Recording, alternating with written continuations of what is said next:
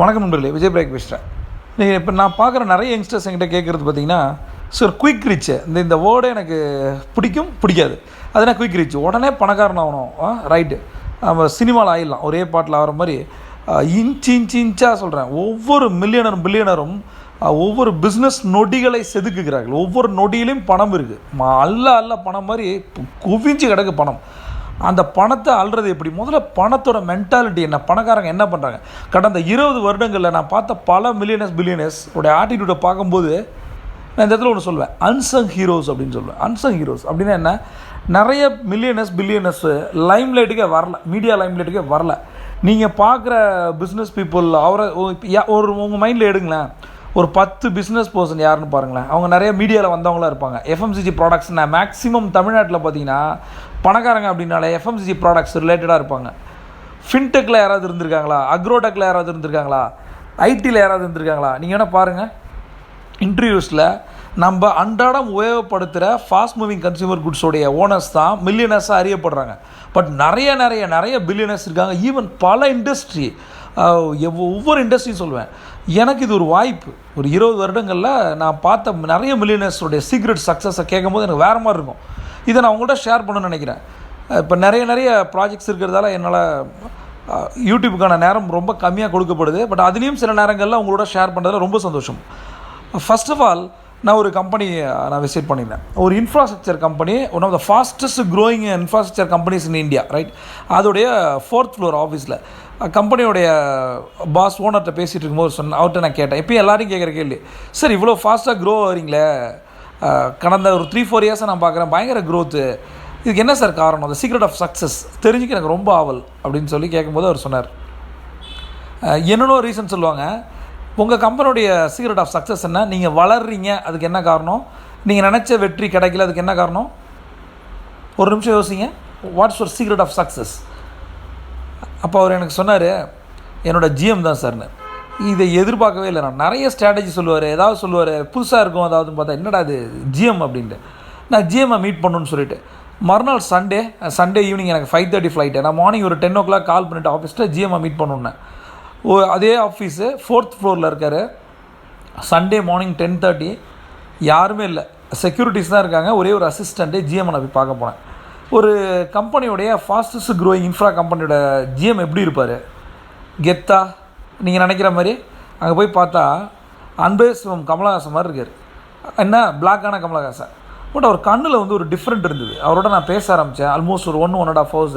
நான் கேட்டேன், சார் உங்களை போய் சீக்ரெட் ஆஃப் சக்ஸஸ் சொல்கிறாரு, எனக்கு தெரிஞ்சு பல ஓனர்ஸ் வேறு ரீசன் சொல்லுவாங்க, என்னோடய எம்ப்ளாயீஸ், என்னோடய டீம், என்னோடய கீ பர்சன்ஸு அப்படின்லாம் சொல்லுவாங்க. ஆனால் அவர் ஸ்ட்ரைட்டாக ஒரே வேர்டு என்னோடய ஜிஎம் சொன்னார். என்ன சார் உங்களோட குவாலிட்டி என்ன சார், என்ன மாதிரி, இது ஏன் சார் அவர் சொல்லணும் அப்படின்னு நான் கேட்டேன். அதுக்கு அவர் சொன்னார், அவர் பெருசாக சொல்கிறார் சார், அப்படிலாம் ஒன்றும் கிடையாதுன்னு. ஒரு மாதிரி இருந்தது. சார் ரைட்டு, என்ன சார், நான் 19 இயர்ஸாக நான் லீவே போட்டதில்லை சார். கடந்த 19 வருடங்களாக இந்த கம்பெனியில் இருக்கேன், ஒரு நாள் கூட நான் லீவ் போட்டதே இல்லை அப்படின்னு சொன்னேன். எனக்கு ஆச்சரியமாக இருந்தது.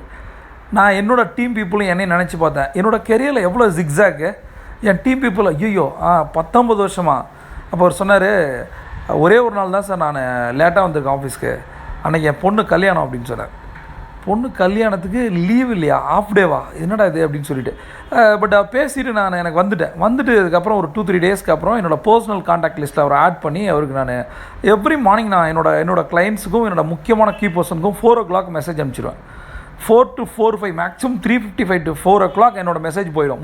யாரை நான் மதிக்கிறனோ, யார் எனக்கு பிடிக்குதோ, யார் எனக்கு தேவையோ அவங்களுக்கு நான் காலையிலே மெசேஜ் அனுப்பிச்சிடுவேன். அவர்கிட்ட 4-5க்கு மெசேஜ் வரும். என்ன மெசேஜ்னு பார்த்தீங்கன்னா, கண்டினியூஸாக ஃபஸ்ட்டு நாள் மெசேஜ் அனுப்பிச்சேன் பிளாக் மெசேஜ், 2வது நாள் அனுப்பிச்சேன் பிளாக் மெசேஜ், 3rd எனக்கு ஒன்றும் புரியல.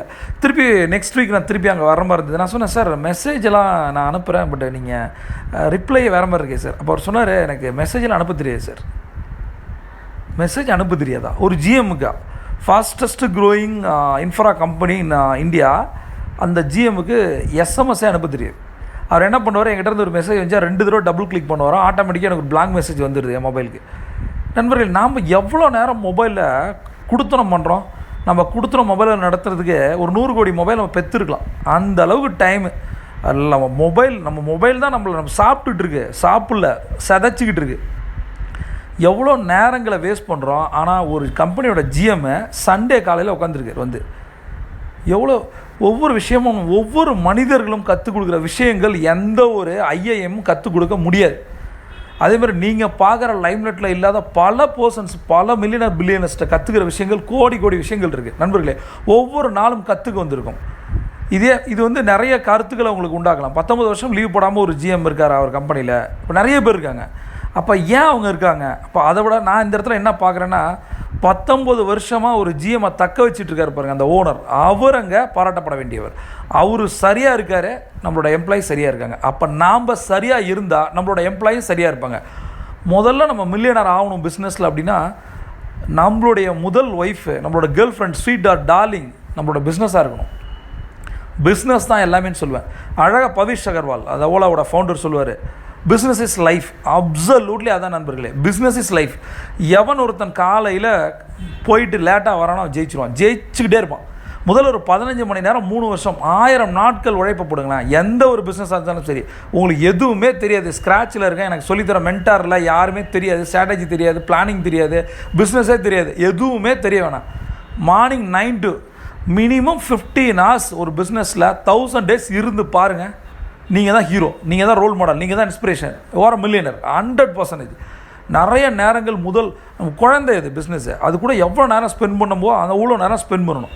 அப்போ தான் நண்பர்களே ஒரு 3 வருடத்துக்கு பிறகு நம்மளோட மனைவியோட நம்மளோட குழந்தைகளோட ஸ்பெண்ட் பண்ண முடியும்.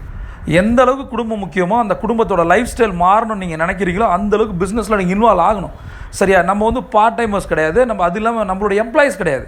காலைல போய்ட்டு சாயந்தரம் வந்து சனி எப்படா ஃப்ரைடே ஈவினிங் வரும் அது கிடையாது நண்பர்களே. எப்படா மார்னிங் வரும், எப்படா ஆஃபீஸ் போகலாம், ஆஃபீஸோட ஒர்க்கு வீட்டில் பார்க்க எத்தனை பேர் யாரோ ஒருத்தருக்காக கஷ்டப்பட்டு வேலை செய்கிறோம்ல.